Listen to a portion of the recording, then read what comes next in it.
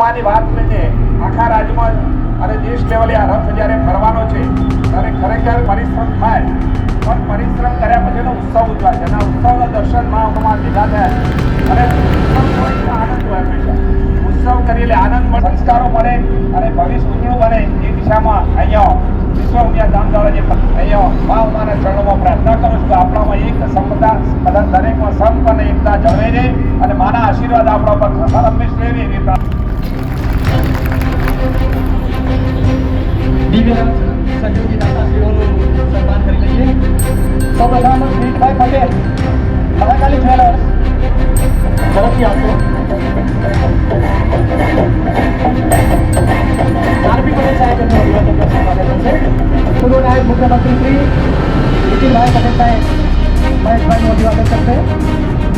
દિવ્યરથ સહયોગી દાતાશ્રી છે, સારીના દાતાશ્રી છે. ગોલ સાહેબને નમ્ર વિનંતી, ગોલ સાહેબને નમ્ર વિનંતી તે સોઢાઈ એમનું અભિવાદન કરશે. સ્વાગત છે. ત્યારબાદ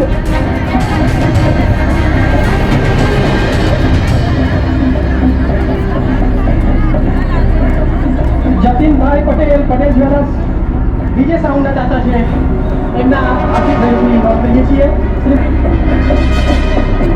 doctor Vishnubhai, Shri Aniketbhai V Patel, Shri Aniketbhai V Patel Umiya sound and લાઇટના દાતાશ્રી ડોક્ટર વિપુલભાઈને નમ્ર વિનંતી જે અર્પણ કરી અભિવાદન કરશે. સ્વાગત કરશે.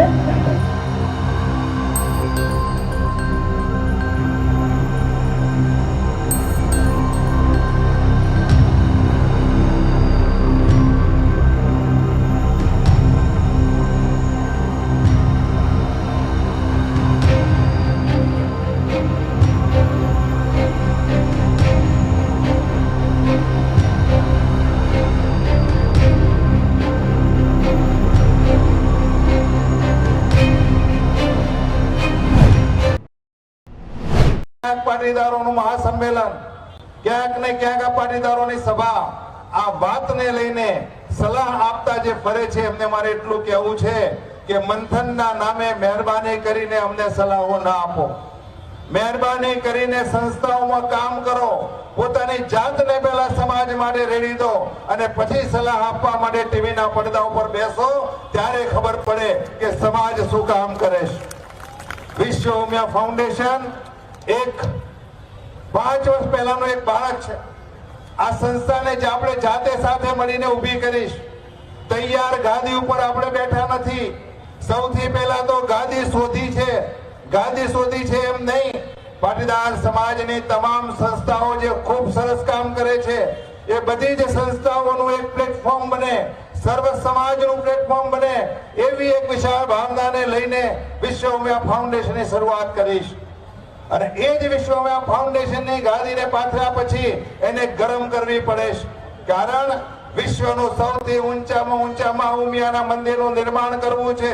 1000 કરોડના ખર્ચે મા ઉમિયાના મંદિરનું નિર્માણ થઈ રહ્યું છે.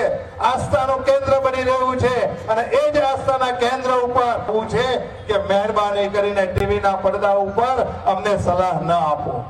કોને શું કરવું ન કરવું એ અમે નક્કી કરીશું. અમે અપીલ કરીએ, અમારી અપીલને કેટલા લોકોએ માનવી ન માનવી એ સમાજ ઉપર નિર્ભર છે, પણ મહેરબાની કરીને સલાહો આપવાનો સમય નથી. કારણ અમને સલાહ નથી જોતી, સાથ જોઈએ છે, સહકાર જોઈએ છે. તમને બધાને ખબર છે કે ટિંડોળીના ઈંડા જ્યારે સમુદ્રએ પાછા નહીં આપ્યા ત્યારે ટિંડોળીએ કહ્યું કે હું તને પૂરી દઈશ, અને સમુદ્રે એમ કહ્યું કે તારી તાકાત નથી, તારી ઓખાત નથી. અને ટિંડોળીએ જ્યારે એક એક કાંકરો સમુદ્રમાં નાખવાની શરૂઆત કરી ત્યારે બધા એને કે આ ગાડી શું કરે છે. ધીમે ધીમે કાંગડો આવ્યો, ધીમે ધીમે પંખીઓ આવ્યા અને બધા જ પંખીઓ જેને એને કહ્યું કે તું શું કરે છે, ત્યારે એને એક જ શબ્દ વાપરેલો કે મહેરબાની કરીને સલાહ નહીં, સાથ જોઈએ છે. અને છેલ્લે જ્યારે પક્ષીઓનો રાજા ગરુડ પણ સલાહ આપવા આવ્યો ત્યારે બધા જ પક્ષીઓએ કહ્યું સલાહ નહીં, સાથ જોઈએ છે. અને ગરુડ પણ જ્યારે એ દરિયાને પૂરવા માટે એની અંદર લાગી ગયો ત્યારે વિષ્ણુ ભગવાને વિચાર્યું મારું ગરુડ ક્યાં. વિષ્ણુ ભગવાન શોધતા શોધતા ત્યાં પહોંચ્યા અને પૂછ્યું કે ભાઈ ગરુડ તું શું કરે છે? કે દરિયો પૂરીએ છીએ. અરે ગાંડાઓ કે તમારાથી દરિયો ન પૂરાય. ત્યારે પંખીઓ એમ કહે છે ભગવાન સલાહ નહીં સાથ જોઈએ. આપણે પણ આ સલાહ આપનારોને એટલું જરા કહી દેજો કે સલાહના નામે અમને કોઈ ભાષણો ના આપે. જેને કામ કરવું હોય એના માટે વિશ્વમાં ધામનો પ્લેટફોર્મ તૈયાર છે. સવાર સાંજ રાત દિવસ 24 કલાક આ ટીમ કામ કરે છે. ત્યારે આજે 5 વર્ષની અંદર વિશ્વના ફલક ઉપર વિશ્વમાં ફાઉન્ડેશને પોતાનું એક નામ ઊભું કર્યું છે. 24 કલાક કામ કરતી આ ટીમ છે.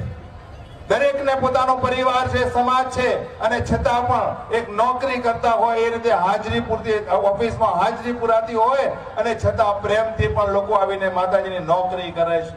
આ એક અલગ પ્રકારની સંસ્થા છે કે જ્યાં આગળ કરોડોના દાન તો લોકો આપે છે. એટલું જ નહીં, કરોડોના દાન આપીને અને નક્કી કરે છે કે અમારે અહીંયા સેવા કરવા નથી આવવું, માં ઉમિયાની નોકરી કરવા આવવું છે. આ એ પ્લેટફોર્મ છે. અને એટલા જ માટે માં ઉમિયાના દિવ્ય રથનો પરિભ્રમણ જ્યારે મહેસાણાના પંથકમાં થઈ રહ્યું હોય ત્યારે મારી એટલી આપ સૌને અપીલ છે. ચોક્કસ સલાહની અંદર ઘણી જગ્યાઓ પર ઘણા બધા મિત્રો જ્યારે કોઈ પણ કાર્ય વાત કરતા હોય, આજે પણ દાખલા તરીકે તમને જે વાત કરી છે એની અંદર પણ ઘણા મિત્રોની સલાહ આવશે કે આ પ્રમાણે કરવું જોઈએ, આરપી સાહેબે આ ન બોલવું જોઈએ, આ બોલવું જોઈએ. અમને એટલી ચોક્કસ એક ખ્યાલ આવે છે કે સમાજના હિતમાં શું છે, રાષ્ટ્રના હિતમાં શું છે, ક્યાં કેટલું બોલવું, કેટલું ન બોલવું અને બોલ્યા પ્રમાણે કાર્ય કરવું. અમે એ પ્રકારની દિશાની અંદર કાર્ય કરીએ છીએ. એટલા જ માટે સર્વ સમાજને સાથે લઈ અને કાર્ય કરતી આ સંસ્થા છે.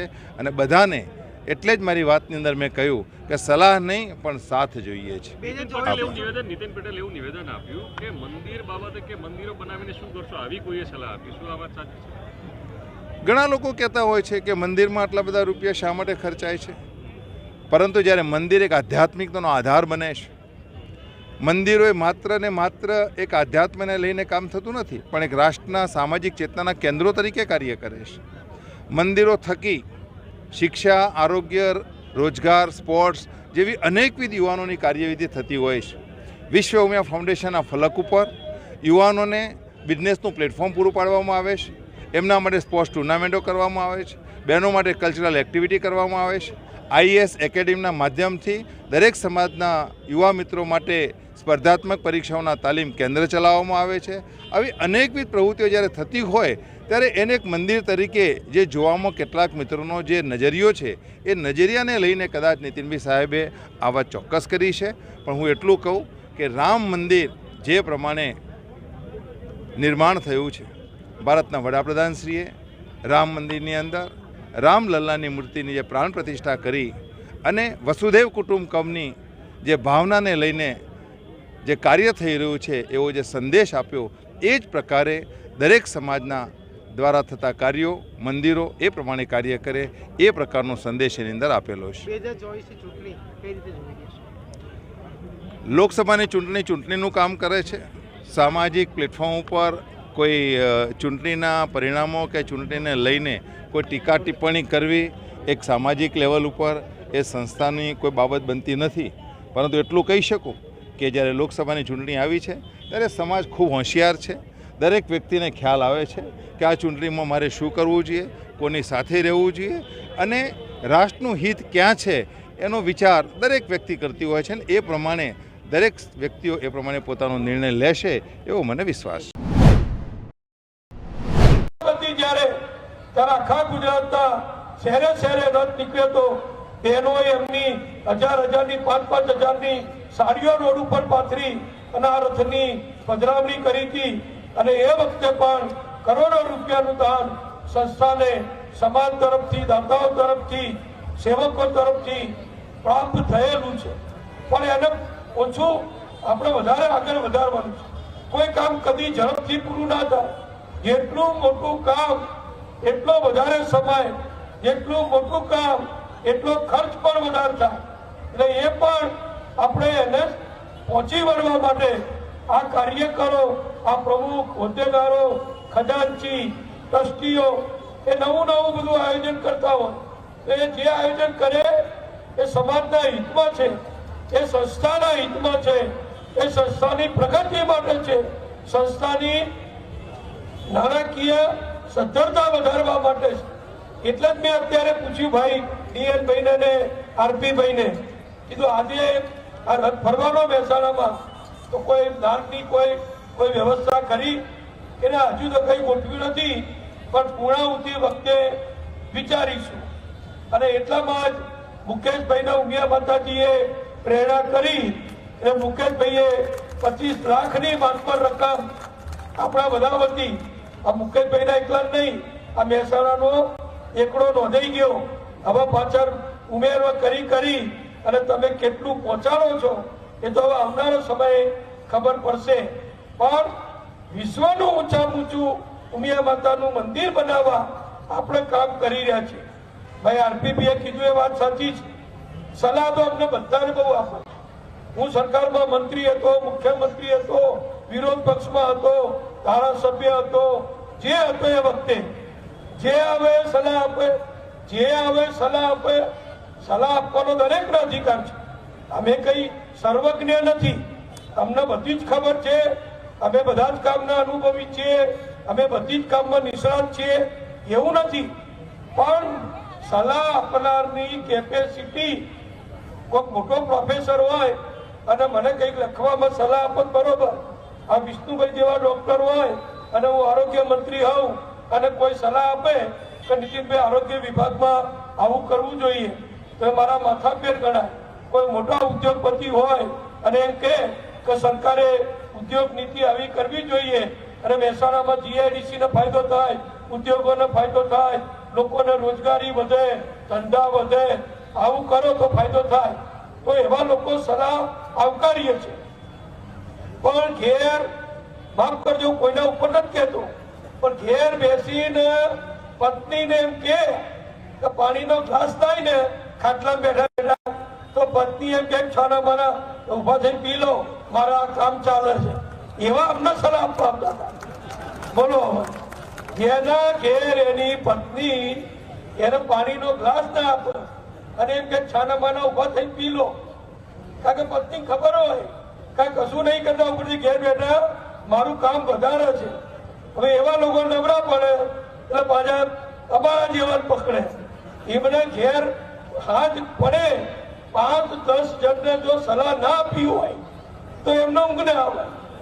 ઘણા લોકોને આવી ટેવ હોય છે, પણ સલાહ આપવા પણ ભેગું કંઈક સારું કામ કરો, પુણ્યનું કામ કરો, મદદરૂપ થવાનું કામ કરો. અને પૈસા આપે એવું, બધા પૈસા આપે એવું જરૂર નથી. પણ ગ્લાસ પાણી ના પૂછતું હોય એની સલાહ ના લેવી નહીં. એ તો મેં મારા પ્રવચનમાં કહ્યું કે અહીંયા કોઈએ એમ કહ્યું કે આ સંસ્થાને એટલે વિશ્વ ઉમિયા ફાઉન્ડેશનના ટ્રસ્ટીઓને કોઈ એક વ્યક્તિ એવી સલાહ આપી કે આ મંદિરો વગેરે કરવાની જરૂર નથી. એટલે મને અહીંયા આ ટ્રસ્ટીઓએ કહ્યું કે આવી વાત કોઈએ કરી છે. એટલે મેં મારા પ્રવચનમાં કહ્યું કે કોઈપણ ક્ષેત્રમાં કોઈપણ વ્યક્તિને સહેલામાં સહેલું કામ જો કોઈ હોય તો સલાહ આપવાનું છે. સલાહ આપનાર જ્ઞાની હોય, વિદ્વાન હોય, અનુભવી હોય, નિષ્ણાત હોય એ જરૂરી નથી. ઘણા લોકોને ખાલી સલાહ આપવાનું એ શોખ હોય છે. એટલે મેં ગમ્મતમાં એમ કહ્યું કે ઘરમાં બેઠા હોય અને ખાટલામાં બેઠા હોય અને પાણીનો ગ્લાસ માગે એમની પત્ની પાસે કે મને પાણીનો ગ્લાસ આપો, તો એમના પત્ની પણ એમ કે ઊભા થઈને જાતે પાણી લઈ લો, હું કામમાં છું.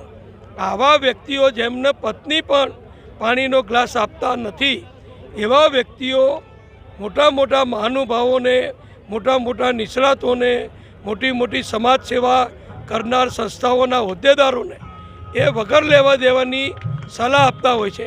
એટલે ફક્ત સલાહ ના આપવી જોઈએ. દરેકે પોતપોતાની શક્તિ પ્રમાણે જે કામ નાનું મોટું થઈ શકતું હોય એ કરવાનો, સહયોગ કરવાનો પ્રયત્ન કરવો જોઈએ. ભાજપમાં હાલ આંતરિક જૂથવાદ જોવા મળી છે, જુદા જુદા